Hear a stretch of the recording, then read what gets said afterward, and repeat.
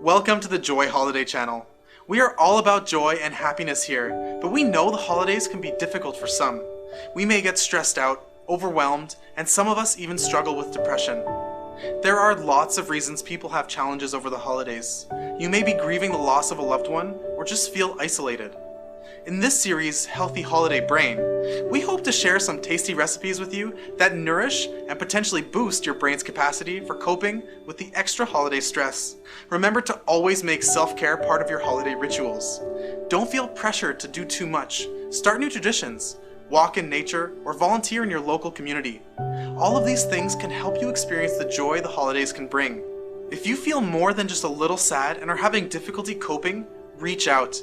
There are great resources out there like local churches, online chat groups, and the National Suicide Prevention Lifeline.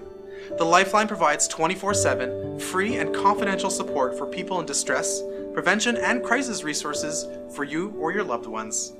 Thank you for being part of our holiday community. We appreciate you. We're all about joy, happiness, and holidays. To keep up with all the best holiday ideas and fun histories, hit the subscribe button here on YouTube and follow us on Twitter @JoyHChannel.